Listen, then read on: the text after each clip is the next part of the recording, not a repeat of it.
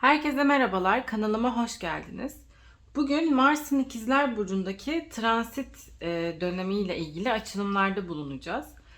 Bu dönem biraz uzun sürecek, 7 ay kadar sürecek olan bir dönem. Mars İkizler Burcu'nda meydana getirdi transitini. Bununla ilgili 4 burç grubumuzla onları neler beklediğine dair bu 7 ay boyunca bununla ilgili açılımlarda bulunacağım. Bu ilk videoda ateş ve toprak gruplarıyla ilgili açılımlarda bulunacağım. Bir sonraki videomuzda da hava ve su gruplarıyla ilgili bu dönemde onların nelerin beklediğiyle ilgili açılımlarda bulunacağım. Şimdi öncelikle ateş grubuyla başlamak istiyorum. Şöyle biraz destemizi bir karıştıralım. Ateş grubundaki burçları biliyorsunuzdur ama ben yine de kısaca bir söyleyeyim. Koç, Aslan ve Yay burçları ateş grubunda yer alan burçlardan. Bu transitte 7 ay sürecek olan transitte de en etkilenecek burçlardan bir tanesi de bu grubun içerisinde yer alıyor. Yay burcu. Koç ve Aslan grubu burçları fazla etkilenmeyecek ama Yay grubu çok etkilenecek. İlk kartımı çektim. Ateş grubunun niyetlenerek çekiyorum. İkinci kartımı çekiyorum.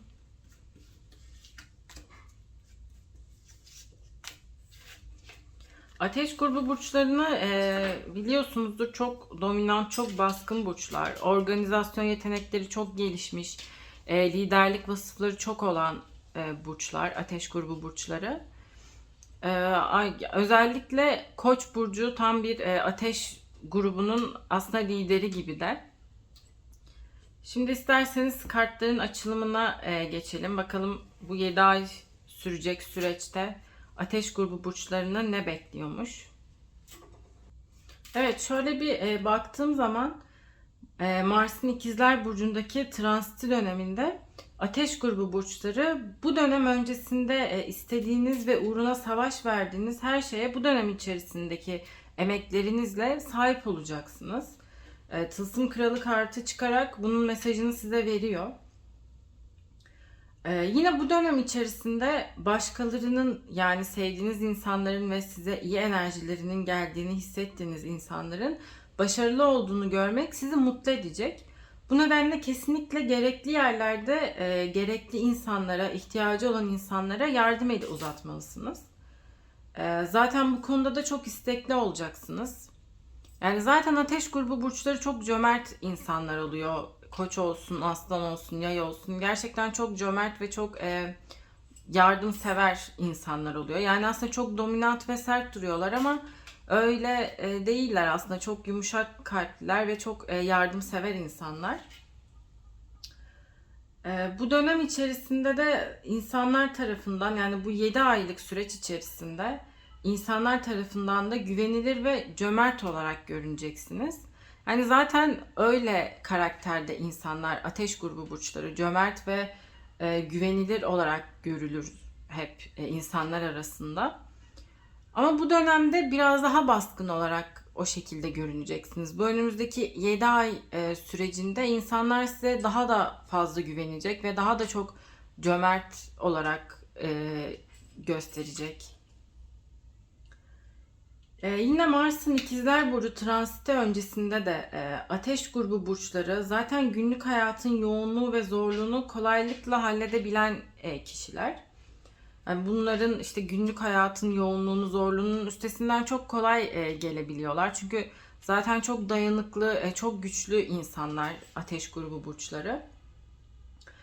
Kartlar da bize diyor ki yani bu 7 aylık dönemde de aynı şekilde uyumlu olduğunuz zaman, aynı şekilde güçlü devam ettiğiniz zaman bu 7 aylık süreçte de günlük hayatın hiçbir zorluğunu yaşamayacaksınız. Yani aynı şekilde, aynı istikrarla, aynı güçle, aynı uyumlulukla devam etmeniz gerektiğini söylüyor. Geçtiğimiz aylarda ertelediğiniz bir takım işler olabilir. Yapmanız gereken işte işler vardır.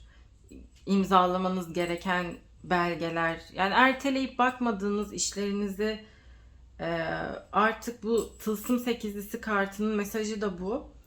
Artık bu 7 aylık süreçte bunu erteleme, pes etme, zamanını ve enerjini bu işe harca ve bu işi hallet diyor size. Yani zaten iş bitirici de insanlarsınız aslında. Asla pes etmeyen ateş grubu burçları. Hani asla pes etmezsiniz. İstediğiniz, uğruna inandığınız her şey için sonuna kadar gidersiniz. Ama bu dönemde yani bu ertelediğiniz işi artık gün yüzüne çıkartın ve bu konuda da bu şekilde davranın, bu şekilde gidin. Ee, Yani asla pes etmeyin ve bu 7 aylık süreç boyunca zamanınızı ve enerjinizi bu işe harcayın. Ve günün sonunda yani bu işin bittiği zaman bu harcadığınız zamanı, bu işte enerjiyi harcayıp gördüğünüz zaman işin sonunu buna değdiğini göreceksiniz diyor. Kartlar mesajı bu şekilde veriyor. Yani bunu artık çıkartın, ertelemeyin, yapın. Hiç de pes etmeyin, hiç de işte karamsarlığa düşmeyin. Sonuna kadar gidin, bu işi bitirin ve sonunda mükafatınızı alın diyor. Değnek sekizlisi kartı çıkarak da zaten bunu destekliyor, bu fikri destekliyor. Ama bu kart aynı zamanda size diyor ki evet yapacak işlerin var, o işleri yapmalısın. Ama aynı zamanda da görmen gereken insanlar ve görmen gereken yerler var diyor. Bu 7 aylık süreçte onları da görmelisin diyor. O görmen gereken insanları da görmelisin, gitmen gereken yerlere de gitmelisin diyor. Yani işlerini evet yapmalısın ama bunu da arka plana atma lütfen diyor. Yani görmek istediğin insanlar, görmen gereken insanlar için artık zamanı geldi. Yola çık ve onları git ve gör diyor. Bu şekilde ateş grubu burçlarının hani genel olarak bakacak olursak bu 7 aylık süreçte neler beklediğini. Yani tabii her burç içinde biraz farklı bu 7 aylık süreç ama genel olarak bu şekilde. Çünkü dediğim gibi aslında bu ateş grubu burçları içerisinde en fazla etkilenecek burcumuz yay. Yani Koç ve Aslan, hatta Aslan neredeyse çok etkilenmiyor. Hani yok gibi böyle bir dönem geçirecek. Hani Koç belki ufak tefek hissedebilir bazı olaylarda.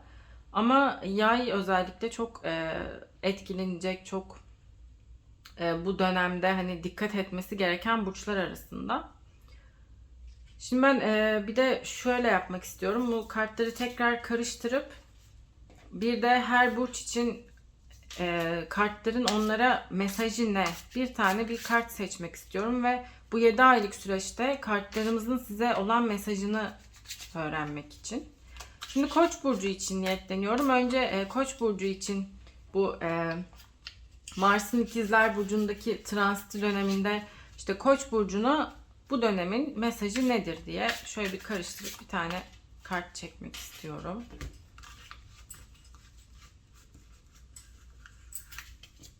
Evet. Dediğim gibi Koç burcu ateş grubu burçları içerisinde aslında en çok ateş elementinin özelliklerini taşıyan burçtur. Dominant bir burçtur, pes etmez, cömerttir, güvenilirdir. E, Yani tam bir organizasyon insanıdır. Hani ona bir işi bıraktığınız zaman sonuna kadar güvenebilirsiniz. Koç burçları öyle insanlardır. Biraz aslında anlaşması da zordur ama e, yani o da çok iyi insanlar, çok gerçekten yardımsever, iyi kalpli insanlar olduğu için hani onu da çok önemsemezsiniz aslında. Anlaşabilirsiniz. Şimdi bakalım bu 7 aylık süreçte kartlarımızın Koç burcuna mesajı ne? Açalım kartımızı. Kupa üçlüsü kartımız çıktı. Bu dönemde yakın çevreniz, arkadaşlarınız, kardeşlerinizle iletişiminiz sıklaşabilir. Yani çok sık iletişimler kurabilirsiniz. Hani tanımadığınız insanlarla da, yani bu 7 aylık süreç içerisinde çok fazla iletişim ağında kalabilirsiniz. Kısa seyahatleriniz artabilir. Kısa kısa bir yerlere git geller yapabilirsiniz. Yani hayatınızın hareketli olacağınız bir 7 ayına girmiş bulunuyorsunuz Koç burçları. Ama siz zaten çok da yorulmak nedir bilmeyen insanlarsınız. Yani aslında hani enerjik olduğunuz için hareketli olmak sizi mutlu eder. Ama bu hareketlilik içinde bu işte yakın çevrenizdir, arkadaşlarınızdır, ailenizdir. Bu iletişim içerisinde tanımadığınız insanlar da dahil bazı iletişim sorunları yaşayabilirsiniz. Yani dediğim gibi hani ateş grubu burçları içerisinde en fazla yay etkilenecek demiştim. Hani koç da biraz etkilenecek demiştim. Hani koç sadece iletişimine bu 7 ay süresinde dikkat etmesi gerekiyor. Çünkü çok fazla iletişim içine girecek ve artık hani ağzından çıkana da biraz dikkat etmeni gerekiyor koç burçlarının. Ona dikkat ederse yani aslında bu 7 aylık süreçte çok da bir problemle karşılaşmayacak. Ayrıca bir de hani çalışanlar için, iş hayatında olanlar için imzalamanız gereken belgeler, sözleşmeler olabilir. Onlar için 2 kere düşünüp kararlar verin. Yani çalışmayan koç burçları için de o şekilde. Bir karar vermeniz gerekiyorsa bu önümüzdeki 7 ay boyunca buna lütfen 2 kere düşünün. İyice bir hani bir tartın, bir süzün, bir bakın hani bu bana faydalı mı, zararı nedir, faydası nedir? Yani bir oran belirleyin kendinize. Dediğim gibi iletişime dikkat edin, tartışmalara girmemeye çalışın. Yani kalabalık ortamlara gireceksiniz. Kupa üçlüsü kartı da diyor ki hani böyle çeşitli kutlamalar olacak. Arkadaş ortamları, dost ortamları. Hani bunları çok fazla isteyeceksiniz siz kendiniz de. Ama işte çok fazla da iletişim gerektirdiği için biraz da dikkatli olmanız gerekiyor diyor.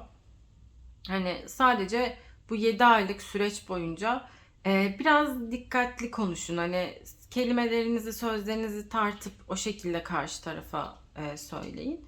Sadece bu yani koç burçlarının dikkat etmesi gerekenler. Şimdi Aslan burcu için bir kart seçelim. Aslan burçlarını da biliyorsunuz hani çok böyle egosuyla tanınan bir burçtur Aslan burcu. Ama kesinlikle onun nasıl dengelemesi gerektiğini de bilir yani. Hiçbir şekilde problem yaşamaz. Şimdi şöyle bir de Aslan burcu için bakalım kartlarımızın bu 7 aylık süreç için mesajı ne? Yani aslında dediğim gibi Aslan burçları pek etkilenmeyecek bu 7 aylık süreçte. Yani hatta neredeyse hiç etkilenmeyecek kadar. Tabii hani bunlar için yükselenleriniz de önemli. Ay burçlarınız önemli. İşte doğum haritanızın gezegen konumları hepsi çok önemli. Ama hani güneş burcu olarak baktığımız zaman aslan burçları çok hani hiç neredeyse etkilenmeyecek burçlar arasında. O yüzden yani rahat olabilirsiniz aslan burçları. Zaten aslan burçları da yani zorluklara göğüs geren insanlardır. Hani böyle her şeyi kolaylıkla halledebilen, güçlü duran insanlardır. O yüzden hani bir sıkıntı da olsa zaten onu göğüsleyecek güçleri vardır. O cesurluktadırlar. Yani aslında ateş grubu burçların hepsi çok cesurdur. Gerçekten çok cesur insanlar oluyorlar. Hani gözü pek insanlar oluyorlar. O bakımdan çok özenilen bir burç grubu, ateş grubu. Şimdi bakalım açalım kartımızı. Bu transit döneminde Aslan Burcu'na mesajı nedir kartların? Evet, açtık kartımızı. Kupa Ası kartı çıktı Aslan Burcuları için. Bu dönemde çok sosyalleşebilirsiniz. Bu önümüzdeki 7 ay boyunca gerçekten çok sosyal ortamlara girebilirsiniz. Gezebilirsiniz. Yani hani çok eğleneceğiniz, çok mutlu olacağınız bir döneme giriyorsunuz Aslan burçları. Bu hani 7 aylık süreçte dediğim gibi hani hiç etkilenmeyeceksiniz.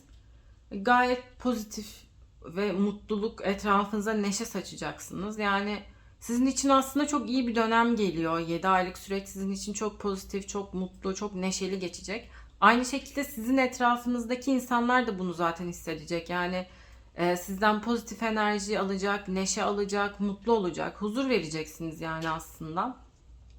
Ve hani bolluk, bereket içinde olacaksınız. Böyle taşıyacak artık hani denir o deyimle taşıyacak artık böyle bereketiniz. Güzel bir döneme giriyorsunuz gerçekten. Sizin için hani hep güzellikler, hep böyle mutluluklar, bolluklar, bereketler getirecek bir dönem. O yüzden hani sizin hiçbir şekilde bu dönemde sıkıntı çeker miyim, işte sorunlar yaşar mıyım gibi bir düşünceye girmenize hiç gerek yok. Çok rahatlıkla atlatacaksınız bu İkizler Burcu'ndaki Mars'ın transiti dönemine. Bu şekilde. Şimdi de yay burcuna geçelim isterseniz. Çünkü yay burçları gerçekten çok etkilenecekler bu dönemde.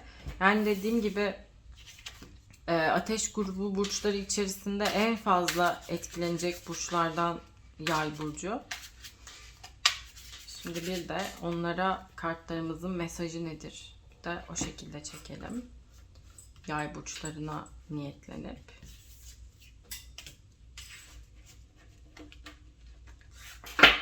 Bu dönemde yay burçları etkilenecek dedim. İkizler burcunda meydana geldiği için ikizler burcu da çok etkilenecek. Aynı zamanda Başak ve Balık burçları da çok etkilenecek ama onlar bir sonraki videoda yer alacak. Çünkü Balık su grubu, ikizler de hava grubu burçlarımızdan. Bu videoda toprak ve ateş burçları olacağı için ateşte yay en çok etkilenecek. Toprakta da Başak. Onu da bundan sonra anlatımına geçeceğim. Şimdi bakalım yay burçlarını ne bekliyormuş. Açalım kartlarımızı. Evet. Kıyamet kartımız çıktı. Yani zaten bu kartta da görüyoruz hani transitten en çok etkilenecek burçlardan olduğunu. Bu dönemde yakın arkadaş, işte eş veya işte sevgili ve ortaklarla ilgilendiğiniz, bu konularda mücadele verdiğiniz yoğun bir dönem olabilir. Özellikle geçen yıl içinde, hatta geçen yılın Şubat, Mart ve Nisan aylarında yaşadığınız olayları düşünmenizi istiyorum. Bu 7 aylık süreçte ve hani daha yeni başlamışken bu süreç, bu dönem bunu bir düşünün. Çünkü bu dönemde yaşadığınız olumlu ve olumsuz benzeri durumlar yaşayabilirsiniz. Ama bunun hani bir tık fazlası ve daha yoğun geçecek şekilde yaşayabilirsiniz. O yüzden o geçen sene neler yaşadınız, olumlu veya olumsuz neler siz kendiniz yaptınız veya size yapıldı, bunları bir düşünmenizi istiyorum. Yani dediğim gibi bunlarla ilgili benzeri durumlar yaşayabilirsiniz bu 7 aylık dönemde, süreçte. Bir de hani hayatımızın bazı noktalarında bizi değişime çeken bir şeyler varmış gibi hissederiz. Bu kıyamet kartı da onu söylüyor. Yani sizi bir değişime çeken bir olay veya olaylar olduğunu düşünüyorum yay burçlarının. Bu dönemde de, bu 7 aylık süreçte de bu durum bu şekilde olacak. Yani bir değişime çekiliyorsunuz. Bir değişim geçireceksiniz bu süreç içerisinde. Şefkat, sevgi ve daha iyi insan olma arzusu duyabilirsiniz bu 7 ay içerisinde. Yani kendinizi sorgulayıp hani daha mı şefkatli olmalıyım, daha mı sevgi dolu olmalıyım? Bunları düşündüğünüz de bir süreç olacak. Siz de biraz iletişiminize dikkat etmelisiniz. Tartışmalardan olabildiğince kaçınmalısınız. Birisiyle konuşurken hani sinirlenseniz bile biraz böyle tartmalısınız bu dönemde. Söyleyeceğiniz sözleri, seçeceğiniz kelimeleri.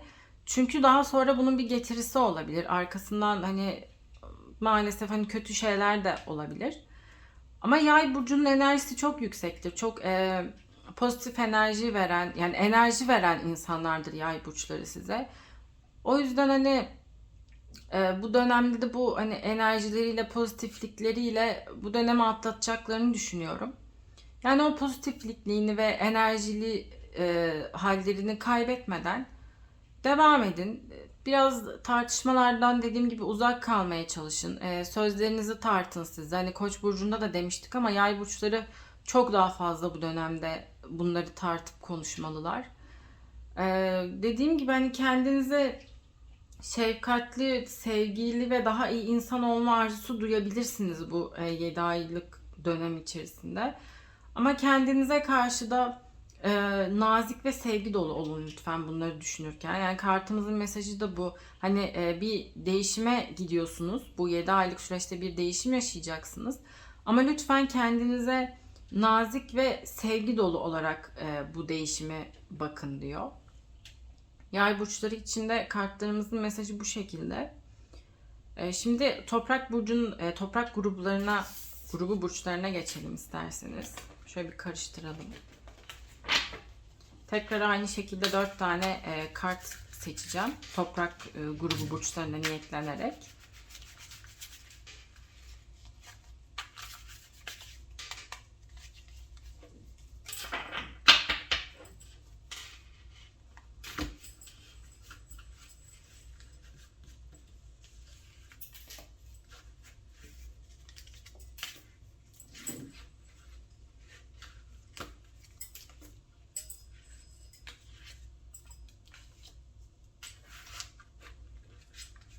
Toprak grubu insanları gerçekten hani çok naif, çok şefkatli, çok iyimserler. Hani toprak grupları gerçekten böyle yani çok iyi böyle size iyimserlik enerjisi veren insanlar oluyor toprak burçları. E, O yüzden hani gerçekten sevilen insanlar. Şimdi isterseniz bir açalım bakalım neler çıkmış, bir açılımımızı yapalım. Kartlar diyor ki toprak grubu burçları için biraz dengede kalmanız gerektiğini söylüyor bu denge kartıyla. Yani biraz hayatınızın tüm zıt yönlerini bu dönem içerisinde dengelemeye çalışırsanız her şey çok daha kolay ilerleyecek diyor. Yani hayatınızı bir düşünün bu 7 aylık süreçte. Bir zıt yönlerini nelerle hani başa çıkamadığınızı düşünüyorsunuz. Hangi zıtlıklarla karşılaşıyorsunuz. Bunları bir dengeye tutun. Bir dengelemeye çalışın. Nasıl yapabilirsiniz bunları düşünün. Bunu denemeye çalışın. Ve hani ondan sonra bu dengeyi yakaladıktan sonra diyor zaten hayatın hani getirdikleriyle çok daha kolay başa çıkabileceksiniz diyor. Yani her şey çok daha kolay ilerleyecek size. Bu mesajı veriyor denge kartıyla. Şimdi bir de ölüm kartı çıkmış. Yani ölüm kartı hani bakıldığı zaman kötü bir kartmış gibi gözüküyor. Yani sonuçta ismi ölüm olan bir kart ne kadar iyi olabilir diye düşündürüyor. Ama öyle değil aslında. Verdiği mesaj çok farklı. Yani ölüm kartıyla toprak grubu burçlarına diyor ki yani hayatınızda artık geride bırakmanız gereken yani öldürmeniz gereken bir şeyler var diyor. Hani bu bir kişi olabilir. Bu geçmişte yaşadığınız bir olay olabilir. Bir an olabilir. O anda kalmışsınızdır ve sürekli size hani ızdırap ve acı çektiren bir andır. Ondan kurtulmalısınız. Belki geçmişte size söylenmiş tek bir hani kelime bile olabilir sizde bir yara bırakmış, bir işte sıkıntı bırakmış, içinize dert olmuş. Onu diyor, lütfen diyor artık bu 7 aylık süreçte geride bırakın diyor. O anı diyor hani bırakın, öldürün o olayı. Sizin için artık kapatın o olayı diyor. Ve bu dönem içerisinde bunu yapmanız için çok müsait bir dönem. Size verdiği mesaj bu. Toprak grubu için. Bunları yani diyor artık bırakın bu olayı ve artık önünüze bakın diyor. Bu size büyük bir değişim getirecek diyor. Ama şunu da unutmayın ki hani değişim her zaman kolay olmaz. Zorlu şeyler de getirebilir size. Hani değişim aslında biraz zordur. Ama bu sizin için iyi bir değişim olacağını işaret ediyor. Yani bu 7 aylık süreçte bu yaşadığınız artık kötü olayı veya insanı işte veya bir sözü, bir kişiyi hani öldürüp o anda bıraktığınız zaman size bir değişim gelecek diyor. Hani bu değişimde kalmanız hani bu zorluk da olabilir. Hani zor bir değişim de olabilir. Bunu kolaylıkla da atlatabilirsiniz diyor. Ama ben kolaylıkla atlatabileceğinizi düşünüyorum. Çünkü Kılıç Kralı kartı çıkarak bunun kolaylıkla atlatılabilecek bir dönem olduğunu size söylemiş oluyor. Yani içinizde bu güç var sizin diyor. Bununla baş edebilirsiniz. Bu anı geride bırakıp bu değişimin getirdiği zorlukların içinden de çok kolay çıkabilirsiniz diyor Kılıç Kralı size. Yani hani e, destekliyor yani birbirini, sakın korkmayın ve o bırakmanız gereken fikri, olayı, kişiyi, düşünceyi artık hani o fikri, o düşünceyi, insanı öldürün geçmişinizde, bunu atlatın ve bu değişime kucak açın diyor. Bunu kabul edin diyor.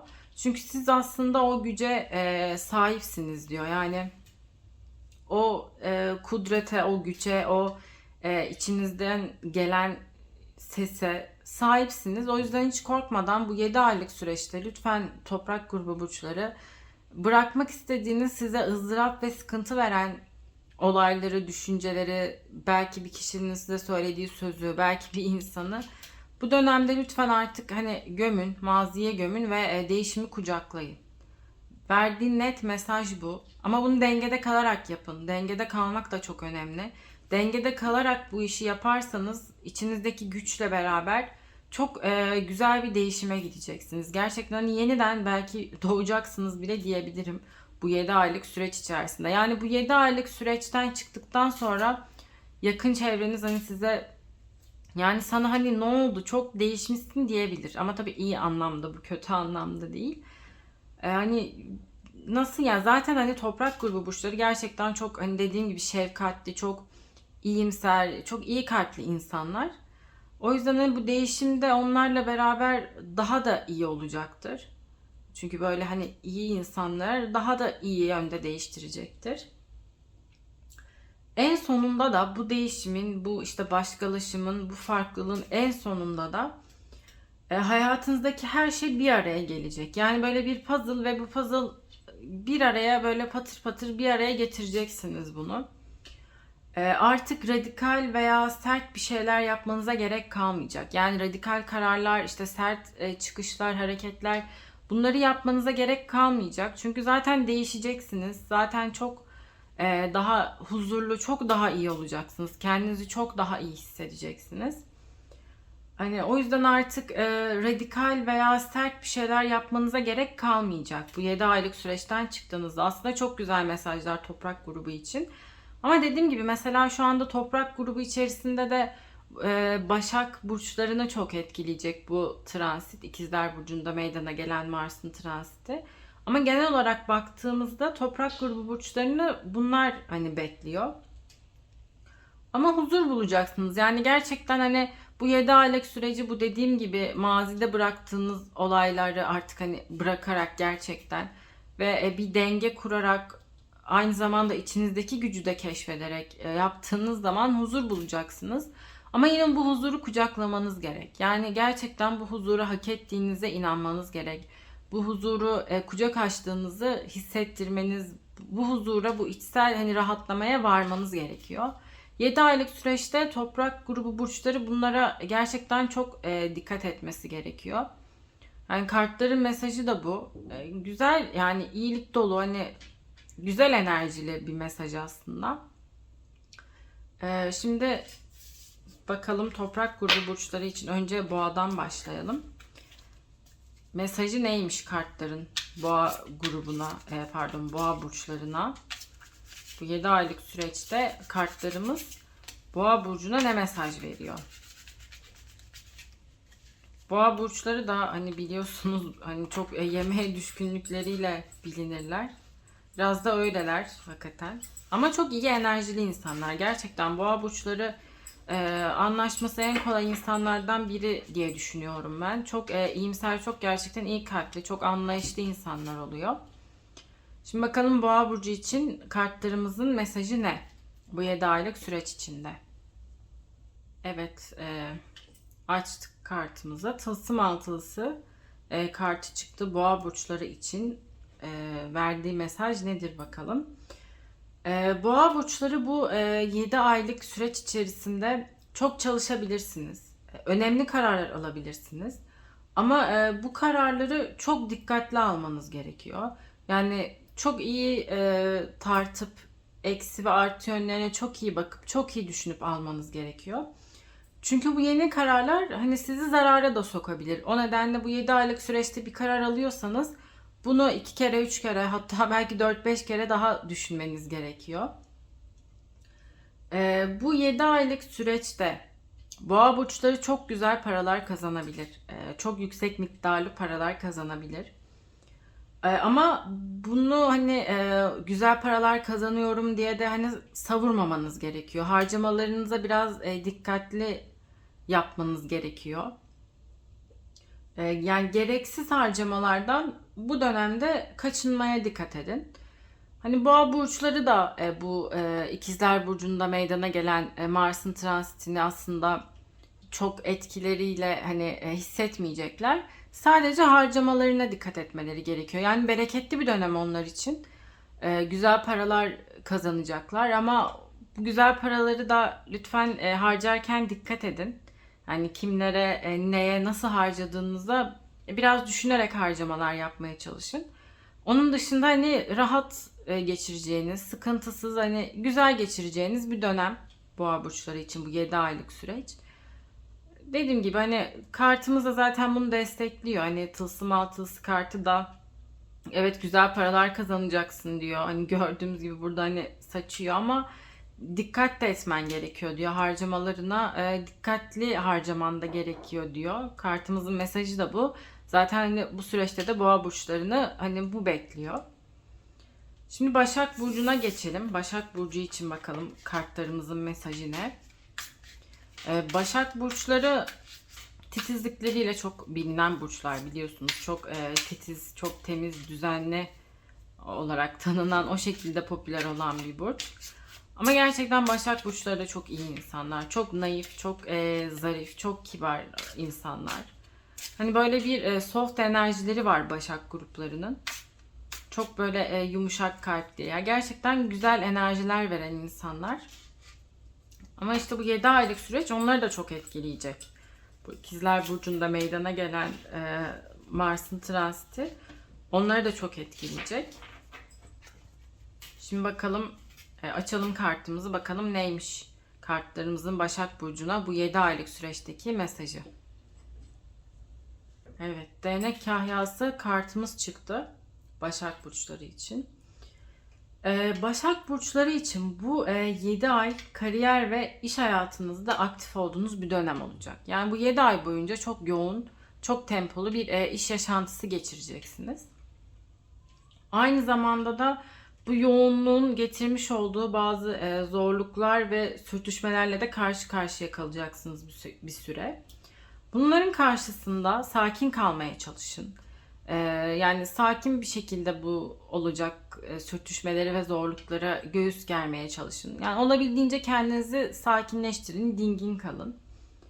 Eğer çalışmıyorsanız, yani çalışmayan Başak Burçları içinde bu dönemde deneye yanıla ilgi alanlarınızı bulmaya çalıştığınız bir dönem olacak. Yani neye ilgi duyduğunuzu sandığınız bir şeyi deneyimleyeceksiniz. Belki ona ilgi duymadığınızı anlayacaksınız. Bu şekilde deneye yanıla bir süreç yaşayacaksınız çalışmayan Başak Burçları için. Yine aynı şekilde yayda da söylemiştim. Geçtiğimiz sene içerisinde, 2021 yılı içerisinde, özellikle Şubat, Mart ve Nisan ayları içerisinde yaptığınız, size yapılan veya sizin yaptığınız olumlu veya olumsuz olayları bir düşünmeniz gereken bir dönem. Henüz başındayken biraz bir düşünün. Çünkü sizin de bu 7 aylık önümüzdeki süreçte bu yaşadığınız veya yaşattığınız olumlu veya olumsuz deneyimler diyeyim, bir tık daha fazlasını ve çok daha yoğun duygular yaşayacağınız şekilde size geri dönüşü olabilir.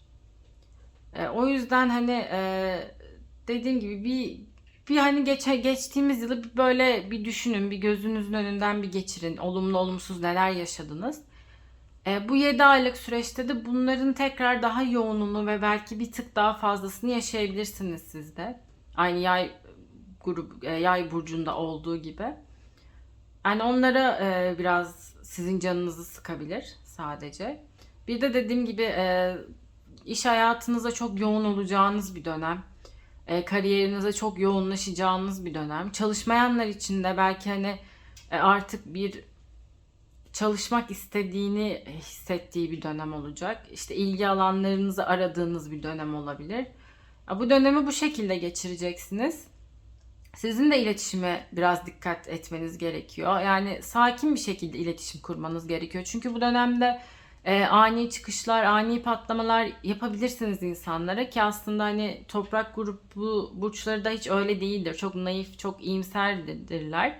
Ve hani ani böyle çıkışlar yapmazlar. Genelde ateş grubu burçları yapar bunu, daha böyle ani çıkışları. Ama işte Başak Burcu bu dönemde 7 aylık süreçte çok etkilenecekleri için biraz hani dikkatli olmaları gerekiyor iletişimde. Böyle ani patlamalar, ani sinirler yaşayabilirler. O yüzden sakin kalmaya çalışın. Yani belki meditasyon yapın, kendinizi bir şekilde hani sakinliğe itin. Çünkü siz zaten hani o şekilde insanlarsınız. Yani sakin insanlarsınız. E, Ani çıkışlar yapmayan insanlarsınız. Bu şekilde bu sakiniyetinizi korursanız yani kolaylıkla bu iletişim sorununu da halledebilirsiniz. Yani zaten hani bu dönemin de en çok etkilediği şey bu burçlarda iletişim. Gerçekten iletişime biraz dikkatli yaklaşılması gerekiyor. Sözleri biraz dikkatli seçmeleri gerekiyor bu etkilenen burçların. Başak Burcu'na da bu şekildeydi kartlarımızın mesajı. Şimdi son olarak Oğlak Burcu'muza geçelim. Toprak grubunun son burcuna. Bir de Oğlak Burçları için niyetlenip bakalım bu 7 aylık süreçte onları ne bekliyor. Bir de onların niyetine kart çekelim. Bakalım kartların mesajı neymiş.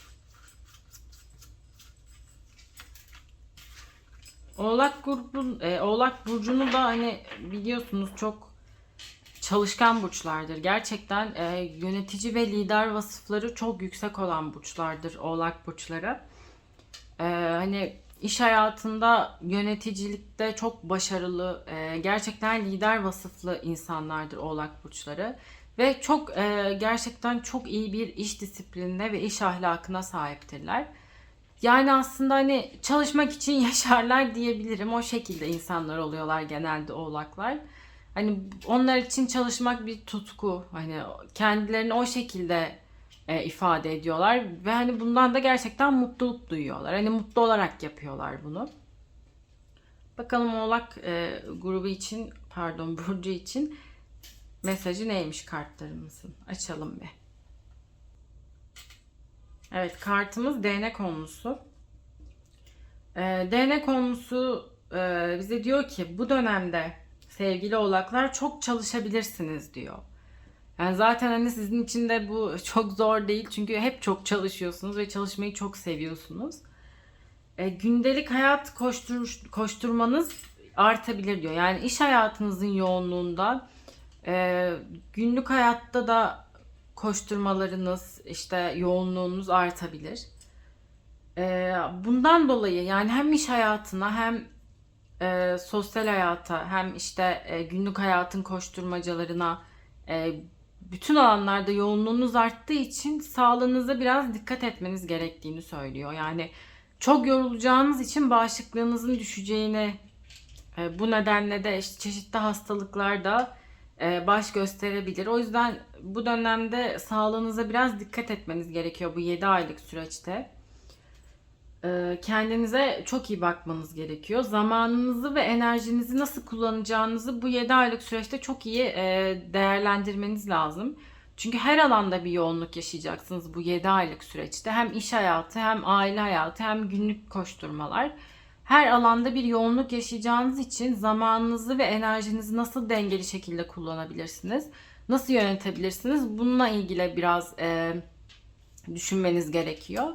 Ama zaten hani planlamalarda iyi olduğunuz için Oğlak burçlarında bunu da hani iyi bir şekilde yapabileceğinizi düşünüyorum. Yani planlamalarınızı nasıl dengede kullanabilirsiniz? İşte işle diğer yoğunluklarınızı nasıl ayarlayabilirsiniz? Zaten bunu yapabileceğinizi düşünüyorum. Oğlak burçları hani bu onlar için kolay bir şey aslında.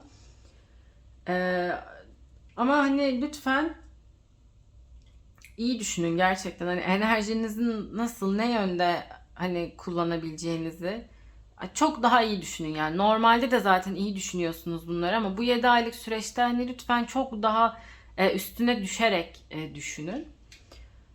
Ama maalesef ki bu 7 aylık sürecin sonunda yorgun düşebilirsiniz. Her türlü, her alandaki yoğunlukla başa çıktığınız için yorgun düşebilirsiniz. Yani oğlaklar her ne kadar çalışmayı çok sevse de maalesef sizler de yoruluyorsunuz ve sizlerin de dinlenmeye ihtiyacınız var. Bu 7 aylık süreçte çok yorulduğunuzu anlayabilirsiniz bu dönem bittiğinde ve hani kendinizi artık biraz bir köşeye çekin ve biraz dinlenin bu süreçten çıktıktan sonra. Hani iyi olur dinlenirseniz yorgunluğunuzu atmanız gerekecek 7 ay sonunda. Evet, Oğlak Burcu için de bu şekildeydi kartlarımızın mesajı. Bu videoda Ateş grubu ve Toprak grubu burçlarını bu Mars'ın ikizler transitinde 7 aylık süreçte neler beklediğinin açılımlarını yaptık. Bir sonraki videoda da Hava ve Su grubu burçlarıyla ilgili aynı şekilde açılımlar yapacağım ve her burcun kartların o burca mesajı ne olduğunu öğrenmek için aynı şekilde ilerleyeceğiz. Buraya kadar izlediyseniz teşekkür ederim. Kanalıma abone olup bildirimlerini açmayı unutmayın. Ki hava ve su grubu burçlarımız geldiğinde de hemen haberiniz olsun. İzlediğiniz için teşekkür ederim. Bir sonraki videoda görüşmek üzere.